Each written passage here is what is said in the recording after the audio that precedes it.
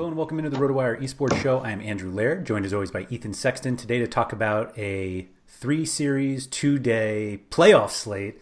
Ethan, we made it through the regular season. It didn't seem like the end of season shenanigans were all of that bad. And now we go into the playoffs where most of the teams are good. So we don't, there's no Fred Brion for us to worry about ruining everything. Right. So yeah, we've got LCK on Wednesday. Yeah, Wednesday. LPL Thursday, which means we get lineup lock well before we get any confirmed starters. You wouldn't expect many changes anyway, but that's a little bit of hesitancy, I guess, on my part. Yeah, I mean, so we've got the two LCK series, one tomorrow morning, Wednesday morning, and then one Thursday morning. And, the team that we're always scared of, we've been scared of a lot this year, is T1. They play Thursday at 4 a.m. But I'm not expecting them to change it up from what they've been running because they are undefeated with the Canna, Cuz, Faker, Teddy, Carrier lineup. So I'm going to assume that it's pretty safe assumption that that's what they're going to run out Thursday morning. And then these other teams, sorry, I got two screens today, so I'm going to be not making eye contact with the camera that much probably. But these other series, the only real concern is who does IG play in bottom lane. So they were playing Puff a lot, and then recently they switched back to Wink. I'm going to guess that it's going to be Wink because that's what we've seen last, but that one's a little nerve-wracking, I guess. The good thing is never mind. Never mind. I was going to say you could do late swap, but there's no late swap for League of Legends. What am I talking about? This is obviously the situation where we should have it, but alas. I was commenting to you before because I pretty much look at the odds before I look at salaries. And even looking at salaries, I actually just throw it in a spreadsheet. I don't really go through the DraftKings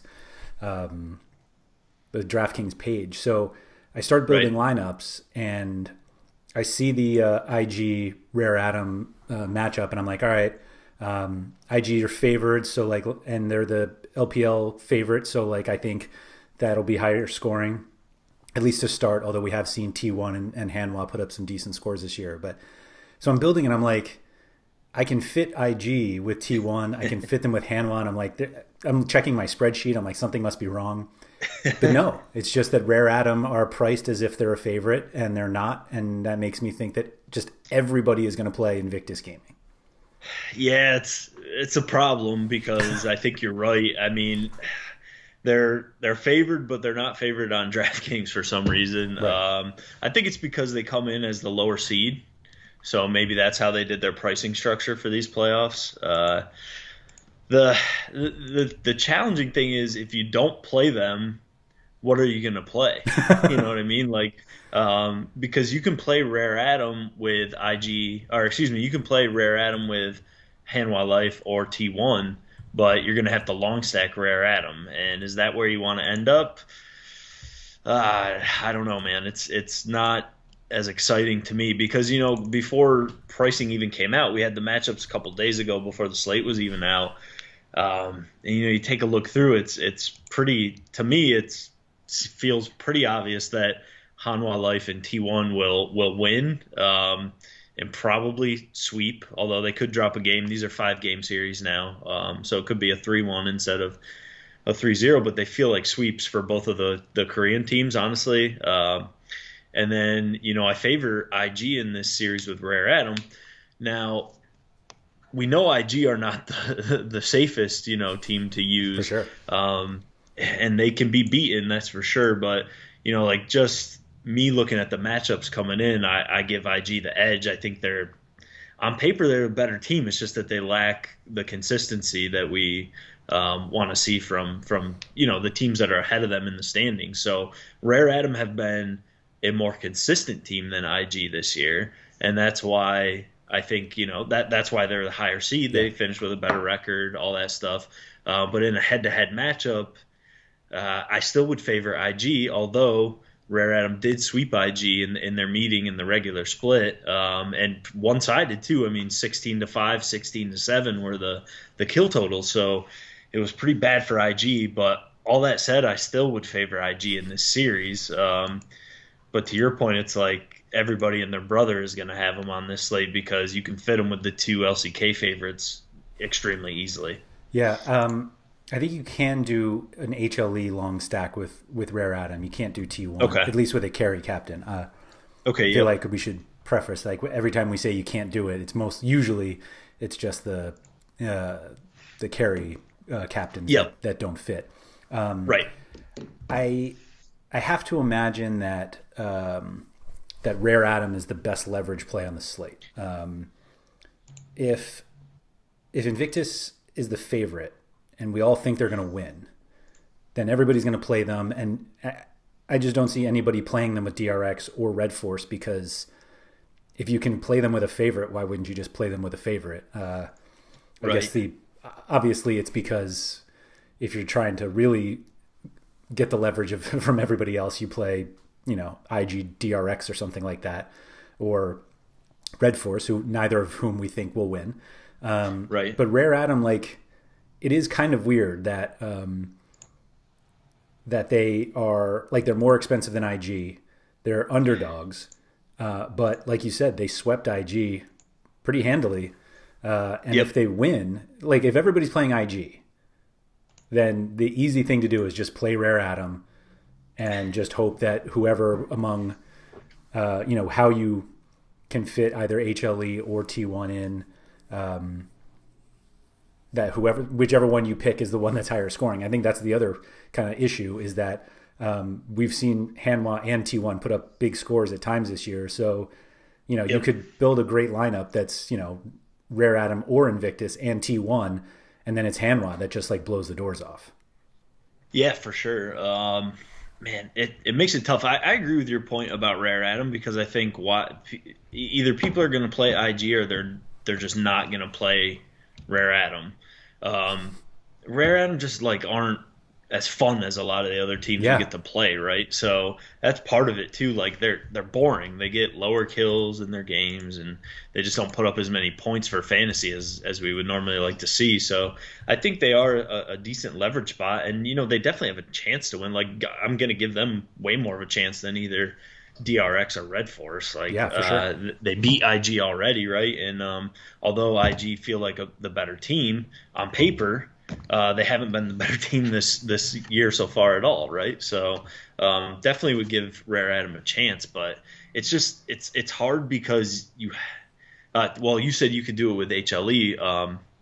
You can long stack HLE with Rare Atom, but yeah, which actually I don't think is a bad play. HLE have the upside, like you were just mentioning. I just really like T1 as the biggest favorite, but you are paying for that. Yeah. Well, actually, they're it depends on the role. They're more expensive than HLE in some spots, but they're cheaper than HLE in other spots.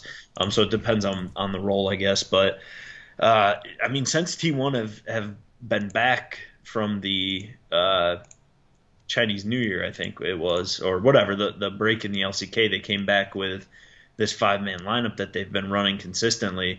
They've only lost one game. They've won every series they played, and they've only lost one game. And they've been scoring really well, and that includes this sweep of HLE on this past Sunday, where they got 41 kills in 2 games. This is the T1 we really expected to see coming into the season, and then they faltered throughout most of the split, but they've gotten back on the same page. They've righted the ship here ahead of playoffs, which is where you want to get things going again, and they look really good. So I'm expecting a pretty clean sweep for them. What does that mean exactly? Do they get a lot of kills? It's hard to say. Do they?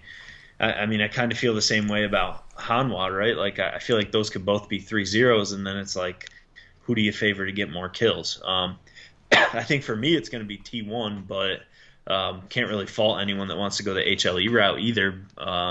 DRX did sweep T1 in their first matchup of the year, but then T1 came back with a sweep, since they've been running this 5-man roster, whereas HLE beat Red Force both times they played this year, and I think they only dropped one game. I can't find it. I lost where I put it, but I think they beat them 4-1 on aggregate. To throw in the soccer term there.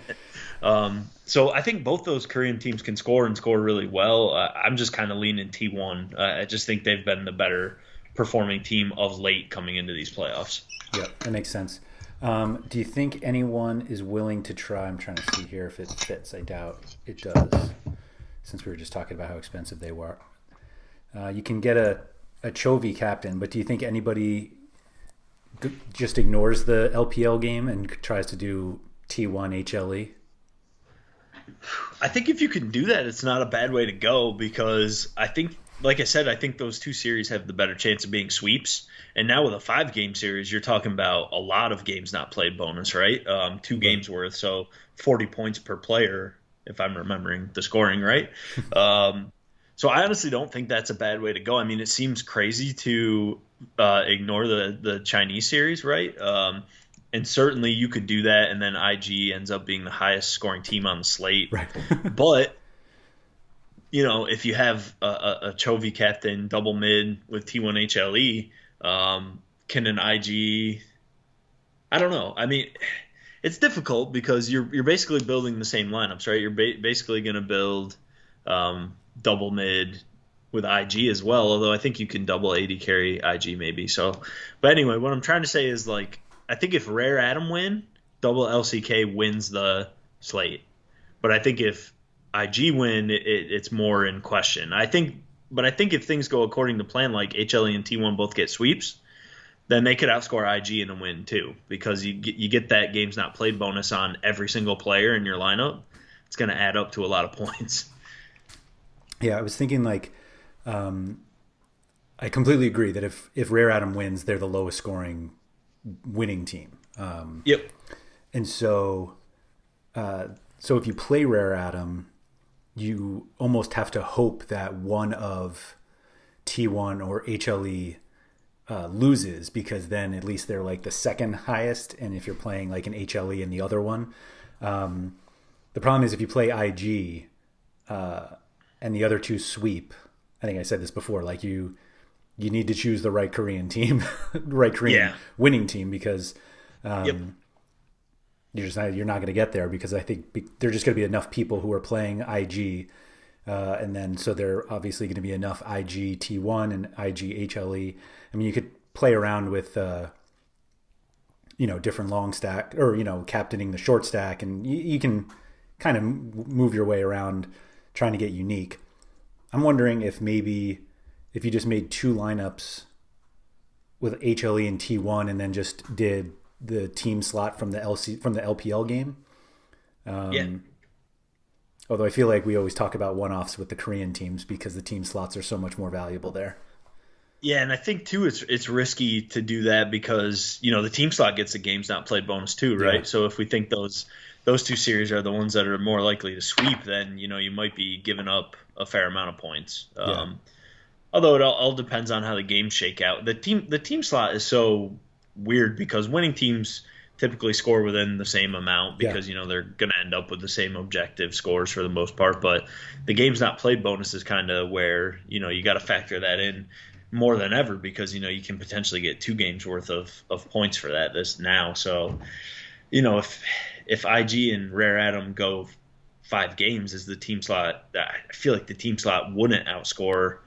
Just be hard to make up the points in losses compared to the games not played bonus points that look likely for the Korean team. So right, it's almost, I don't love that idea. Yeah, I guess it's really the other way. If you're playing IG in one of the Korean teams, you could even just differentiate by playing the other Korean team in the team slot, just because the pricing is fairly close. Yeah, I don't mind that so much. So that's not a bad idea. Yeah, it's just like if they all score within 5 points of each other, all the winning teams, then at least using a one-off gets you closer to a unique lineup than everybody else who's just playing a basic 4-3. Yep. Right. I don't know. Is there any player you think like we have to have? Well, I really like. It depends on what you're playing, but I really like Teddy a lot. I think he's going to score really well on this slate. Probably would put him as the number one overall 80 carry, which makes him, in contention for the number one overall player on the slate, right? See, IG have been weird because it's rookie, these are three of the best mid laners in the world are on the slate, so really can't really tell anyone they're crazy for wanting to play two of the three, and whichever one you leave out, it's there's potential that he's going to be the highest scoring mid laner on the slate, but you can only play two, so I would put all three of them high up. I think I'm prioritizing Faker and Chovy, although it feels weird to say that. If you want to play IG instead of double Korean or whatever, then Rookie is perfectly capable and fine as well. In the jungle, we've seen June put up some huge point totals in the past, so he's a jungler I like a lot. Cuz has been playing great. Johan has played pretty well actually since he became the starter as well, but I think I'd like Cuz and June better there. Support role is the support role. Can't go wrong, really. Carry is the best on the slate, but he's also the most expensive. So if you want to just pay down a little, you can get comparable scoring, most likely. Right. And then top lane, it's the Shy is cheap. He's the cheapest of the teams that we perceive as the favorites, right? He has the most upside, but he's been awful. Not great. So I think that's why he's the cheapest, but you have to acknowledge his upside. And then, I think I like Canna better than Morgan. I think Canna has more carry upside, but Morgan's been pretty good and pretty solid all year and scored pretty well. So I would rank it I'd probably put Canna first just because he's been playing better than the Shy, and then the Shy, and then Morgan. But I do like the salary savings on the Shy, and I feel like if you're going to play IG, then you should probably have him in your lineup. Because if they win, he's going to score well. Right. Yeah. Well, hopefully. I mean, in their last series, he led the team in kills. But before that, he was pretty bad, if I'm remembering right. I do think when they played LGD on Thursday, though, he played Rumble in the first game and was really good, and then he played Lucian and had 14 kills in the second game. So that's in his locker, man. He can always pull that out and score like that. So before that series, he had just been pretty rough.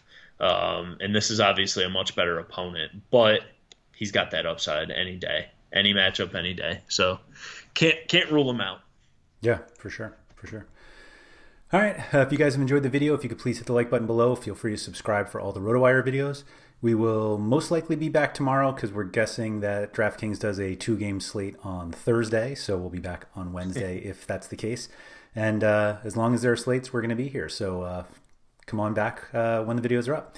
Ethan, thank you for that. And good luck on Wednesday and Thursday. All right, man. Same to you. We'll see you whenever we see you. I don't know, but good luck.